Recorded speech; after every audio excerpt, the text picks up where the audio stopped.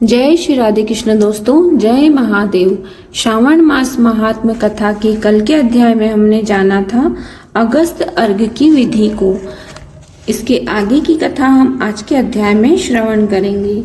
अध्याय 29 श्रावण मास के व्रतों के कृत्य।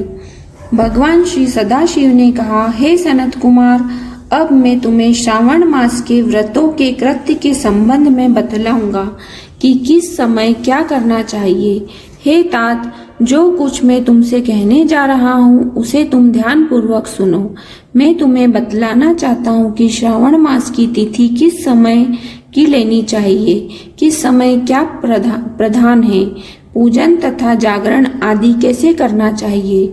नक्त व्रत का समय उषा काल उस व्रत कर्म में कहा है, रात में भोजन तथा भोजन भाव दिन में कहा है, प्रातः काल उस व्रत काल में उद्यापन कहा है, पंचांग द्वारा शुद्ध समय में अधिवासन करना चाहिए, दूसरे दिन से होम करना चाहिए, धारणा तथा पारणा में हास वृद्धि नहीं होती है, श्रावण शुक्ल प्रतिपदा के दिन संकल्प करके उपवास करना चाहिए, अन्य दिन भोजन, दूसरे दिन हविष्यान्न पारण में स्वीकार करना चाहिए, पारणा के समय दिन एकादशी हो तो 3 उपवास करना चाहिए, रविवार का व्रतार्चन काल प्रातः काल ही है, सोमवार में सायंकाल के समय प्रधान कहा गया है, मंगल बुध तथा गुरु की पूजा में मुख्य समय प्रातः काल ही कहा गया है,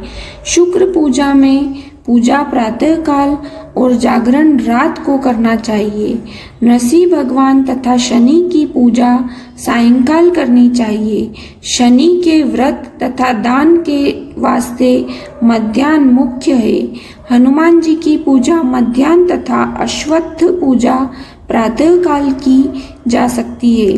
हे विप्र, रोटक व्रत में प्रतिपदा तथा सोमवार सहित त्रिमुहूर्त होकर स्वीकृत है, नहीं तो पहले की तिथि ग्राह्य है।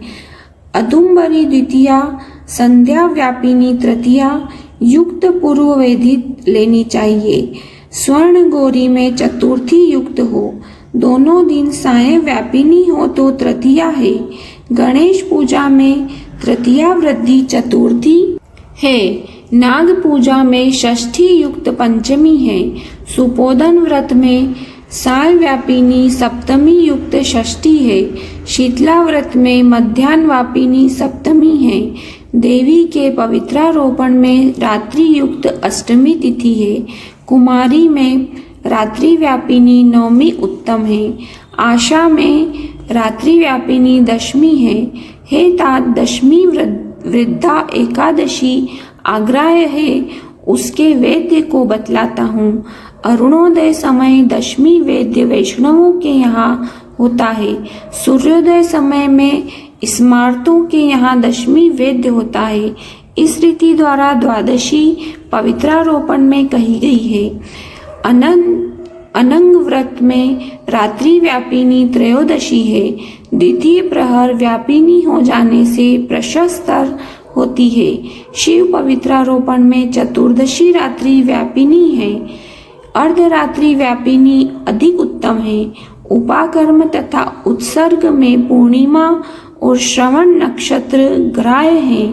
यदि अन्य दिन पूर्णिमा 3 मुहूर्त है तो व्रत दूसरे दिन करना चाहिए, नहीं तो ऋग्वेद तैत्तिरीय शाखा वालों को पहले दिन करना चाहिए, तैत्तिरीय शाखा वाले यजुर्वेदियों को अन्य दिन पूर्णिमा 3 मुहूर्त रहने पर भी उपाकर्म और उत्सर्जन दोनों पूर्व ही करने चाहिए।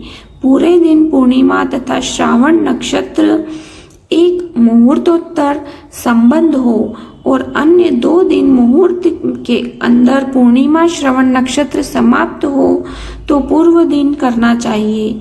अपराह्न काल में सामवेदियों के हस्त नक्षत्र अपराह्न काल व्यापिनी को हो तो पहले दिन करना चाहिए। उपाक कमोत्तर सभादीप करना चाहिए।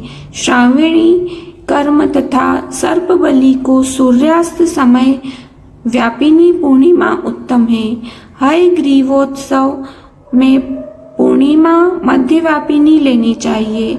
रक्षाबंधन कार्य में अपराह्न व्यापिनी पूर्णिमा ग्राह्य है। चंद्रोदय व्यापिनी संकट चतुर्थी स्वीकृत है।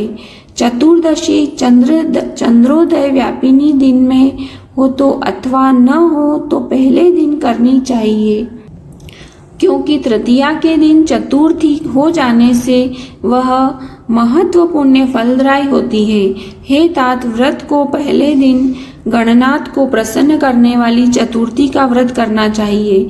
गणेश, गौरी तथा बहुला को छोड़कर अन्य देवताओं की पूजा में पंचमी विधि ली गई है। भगवान श्री कृष्णचंद्र जी महाराज की पूजा में अर्धरात्रि व्यापिनी अष्टमी तिथि है। निर्णय के बारे में सर्वत्र 6 तिथियां मानी गई है। एक तो दोनों दिन पूर्ण व्यापिनी, दोनों दिन केवल अव्यापिनी, दोनों दिन अंश द्वारा समव्यापिनी, अन्य दिन अव्याप्ति। इन 6 पक्षों में से 3 पक्षों में संदेह नहीं है। अब उसे सुनो। पूर्ण व्याप्ति में अंश व्याप्ति से अधिक व्याप्ति श्रेष्ठ होती है। एक दिन जो पूर्ण तिथि है वही अन्य दिन अपूर्ण कही गई है। एक दिन अव्याप्ति अन्य दिन अंश व्याप्ति हो तो श्रेष्ठ अंश व्याप्ति होती है।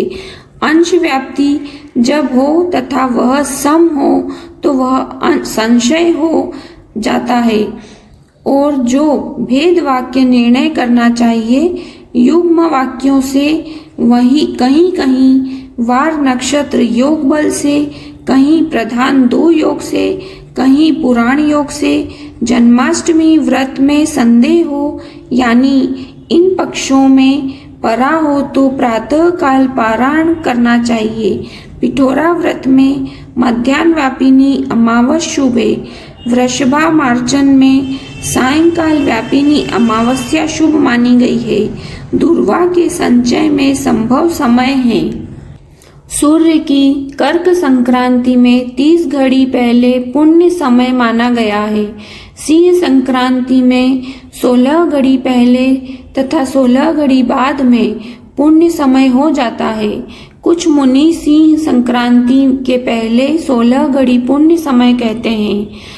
अगस्त अर्घ्य समय व्रत विधि सहित ही कहा होता है। हे तात, मैंने तुम्हें यह कर्मों का काल निर्णय कहा है। इस अध्याय को जो सुनता है तथा जो उसे सुनाता है उसको श्रावण मास के सभी व्रतों के फल की प्राप्ति हो जाती है। बोलो काशी विश्वनाथ भगवान की जय। आज का अध्याय यहीं समाप्त होता है। इसके आगे की कथा हम कल के अध्याय में श्रवण करेंगे।